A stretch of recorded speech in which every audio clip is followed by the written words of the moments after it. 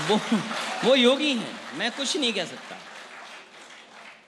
लेकिन आप सोचो ना, आज हर चीज अवेलेबल है प्लेटफॉर्म पे, सोशल मीडिया में। कौन ड्रामेबाज है सब जानते हैं। अब कोई छोटा ड्रामेबाज है, कोई बड़ा ड्रामेबाज है। तो आप किसको छोटा ड्रामेबाज और किसको बड़ा ड्रामेबाज मानते हैं? ये मैं नहीं कहूंगा, ये जनता तय करेगी। क्योंकि आपने कहा और मुख्यमंत्री जी ने सदन में कहा, और सदन में ये भाषा नहीं होनी चाहिए। सदन में ये भाषा ठोकने वाली नहीं होनी चाहिए। सदन में भाषा के आपने कहा कि ऐसी भाषा अहंकार का सूचक है। बिल्कुल। अगर आप इस तरीके से विपक्ष को धमकाएंगे, विपक्ष की भूमिका उतनी ही जरूरी है लोकतंत्र में जितनी सत्ता की। आप विपक्ष की बात नहीं सुनना चाहते? हम सुझाव भी तो दे रहे हैं, हम कोई सरकार को रोक तो नहीं रहे, लेकिन परवाह नहीं कर रहे हैं ये लोग विपक्ष की। और केवल यहां पर नहीं, दिल्ली में भी जब 3 किसानों के कानून पास किए गए, राज्यसभा में बहुमत नहीं था भारतीय जनता पार्टी का, उन्होंने तीनों कानून वहां से पास कराए। आज किसान सड़कों पर है, किसान नाराज है, तो सरकार क्यों नहीं वापस ले रही उन कानूनों को? लेकिन हम भाषा की मर्यादा की बात कर रहे हैं तो नेता प्रतिपक्ष राम गोविंद चौधरी ने कहा कई आतंकवादी तो मुख्यमंत्री भी बन गए। अब नहीं, ये भाषा सही थी? हालांकि जो ये आतंकवादी शब्द आ गया होगा उन पर, शायद बीजेपी का शब्द है, वो उनके पास कैसे आ गए मैं जानकारी करूंगा। पर आपको ये शब्द बीजेपी का है। आपने क्योंकि सदन की भाषा की बात करी, क्या आपको लगता है भाषा की मर्यादा सदन में होनी चाहिए? होनी चाहिए, संसद हो चाहे विधानसभाएं हो। हाँ, मर्यादा होनी चाहिए, और जो पार्लियामेंट्री वर्ड्स हैं उसी का इस्तेमाल होना चाहिए। अगर हमारे लीडर ऑपोजिशन ने कुछ कहा है तो मैं जानकारी करूंगा जी, लेकिन ये आतंकवादी शब्द भारतीय जनता पार्टी का है, क्योंकि भारतीय जनता पार्टी अगर किसान की बात आए तो उन्हें आतंकवादी कह देगी, नौजवान अपनी अधिकार और अपनी बात रखेंगे तो उन्हें आतंकवादी कह देंगे, समाजवादियों को तो न जाने कितनी बार आतंकवादी कहा है, और हमारे लिए क्या कहा कि मुख्यमंत्री आवास में आतंकवादी जाते थे। तो मुख्यमंत्री जी को या भारतीय जनता पार्टी को ये सोचना चाहिए कि कम से कम उस व्यक्ति को बदलें जिसको वो सबसे पहले शीशे में देखते हैं सुबह उठ करके। तो ये आप योगी जी के लिए कह रहे हैं? मुझे नहीं पता मैं किसको कह रहा हूं, इशारा तो आपको वही है। लेकिन मैं ये चाहता हूं कि अगर वो बदलाव चाहते हैं जी, तो सबसे पहले बदलाव उस व्यक्ति के अंदर लाएं जो शीशे में सबसे पहले उन्हें दिखाई देता है सुबह। चलिए मैं अगला सवाल आपसे पूछता हूं, क्योंकि आपने दिल्ली की बात करी, आपने कांग्रेस से गठबंधन करके देख लिया, आपने बसपा के साथ मायावती जी के साथ गठबंधन करके देख लिया, 2022 में आप ऐलान कर चुके हैं ये चुनाव मैं अपने बूते पर लड़ूंगा, सपा अपने बूते पर जाएगी।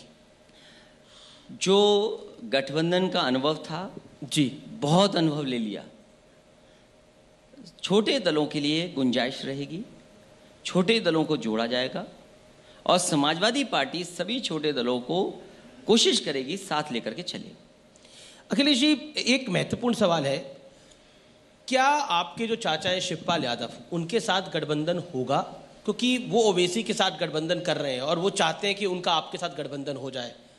आप क्या कहना चाहते हैं? देखिए, वो चाचा भी हैं जी, और उनकी एक पॉलिटिकल पार्टी भी है जी। चाचा वाला हिस्सा अलग रख लीजिए। पॉलिटिकल पार्टी को मैंने कहा है कि हर छोटी पॉलिटिकल पार्टी से हमारे लिए गठबंधन का रास्ता खुला है।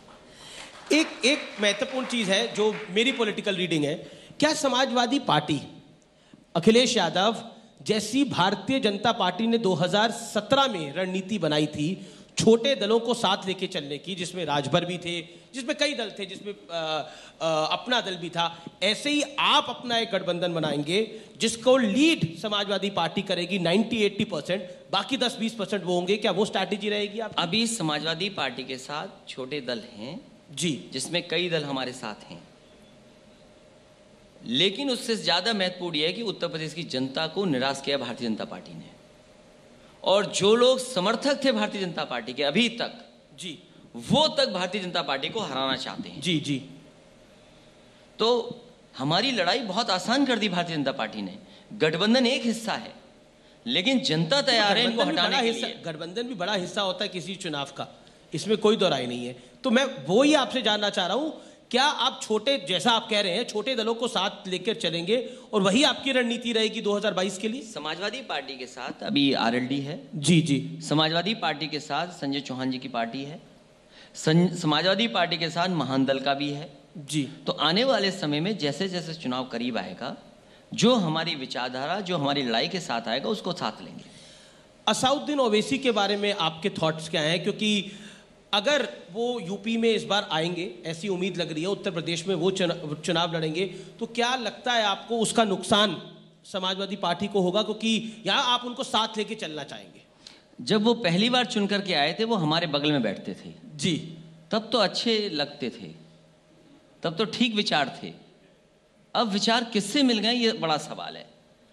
जहां तक समाजवादी पार्टी का है, समाजवादी पार्टी ने सभी छोटे दलों के लिए रास्ता खोला हुआ है। ओवैसी के लिए रास्ता खुला है। समाजवादी पार्टी ने जो हमारी विचारधारा, जो हमारे कार्यक्रम, जो हमारी योजनाएं और फैसलों के साथ आना चाहेगा, जी, उस पर पार्टी विचार करेगी।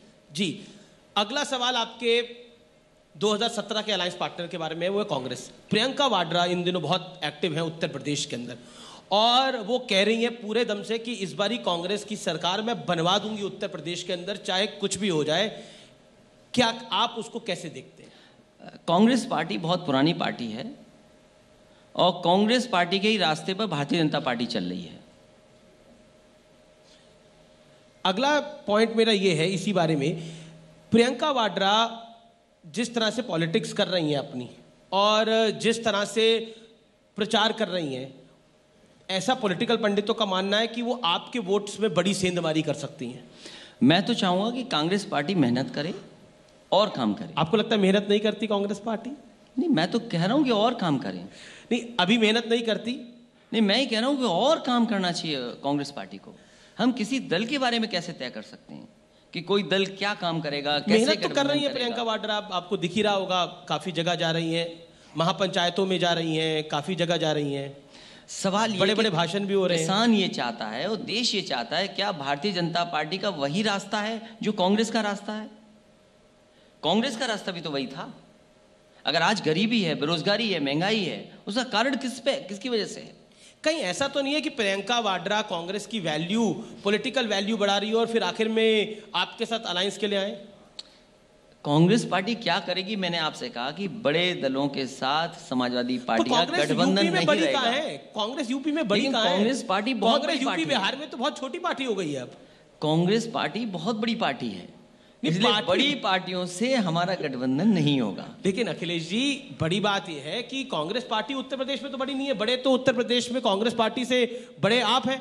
लेकिन जब मैं देखता हूं सिद्धांत से, तो भारतीय जनता पार्टी और कांग्रेस में मुझे कोई फर्क नजर नहीं आता है। यानी लड़ाई दोनों से बराबर है। जो भारतीय जनता पार्टी का रास्ता है वही कांग्रेस का रास्ता था। यानी लड़ाई दोनों से बराबर है, आप कह रहे हैं। और समाजवादियों का रास्ता बिल्कुल अलग है दोनों से। मैंने इसीलिए पहले कहा कि जो आज भारतीय जनता पार्टी का रास्ता है, आज भारतीय जनता पार्टी कांग्रेस की ज्यादा नकल कर रही है। मेरा अगला सवाल आजम खान के बारे में। उन्हें 1 साल से ज्यादा का वक्त हो गया, वो जेल में है। कांग्रेस पार्टी भी अब उन पर डोरे डाल रही है कि वो उनको ज्वाइन करें या फिर उनको समर्थन दे।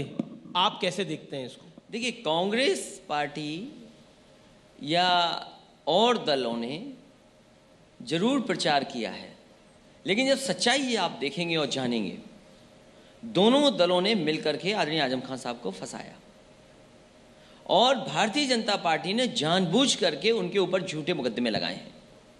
ये जो परंपरा लोकतंत्र में उत्तर प्रदेश की राजनीति में शुरू हुई है, ये अच्छी परंपरा नहीं है। और अधिकारियों को भ्रष्टाचार के आरोप हैं। अधिकारियों को ये खुली छूट देना कि आप इनके ऊपर झूठे मुकदमे लगाएं। मुझे ये बताइए, देश में किसी पॉलिटिकल लीडर के ऊपर 300 मुकदमे लगे हों? इससे पहले एक बार नेताजी पे जरूर लगे थे 150 से ज्यादा एक ही रात में मुकदमे, लेकिन जितना आजम खान साहब पर मुकदमे लगे हैं शायद किसी पर नहीं लगे हैं। और कई फैसले कैबिनेट के हैं। अगर कैबिनेट के फैसलों पे उंगली उठेगी तो फिर हर कैबिनेट फैसले पे उंगली उठेगी। और उनके बाद जहां तक सवाल उनका है, साजिश कर करके उन्हें फंसाया गया है। अखिलेश यादव आजम खान के साथ खड़े हैं। समाजवादी पार्टी और हम पूरी की पूरी पार्टी उनके साथ जी। और ये कागज और कानून की लड़ाई है और हमें भरोसा है न्यायालय पर, हमें भरोसा है न्यायालय पर और न्यायालय उनकी मदद करेगा। और जहां तक सवाल ये सरकार के फंसाने का है, जहां हम खड़े हैं, यहां से दाएं चले जाएं, बाएं चले जाएं, आगे पीछे, एलडीए भी यहीं पर है। मैं भारतीय जनता पार्टी के लोग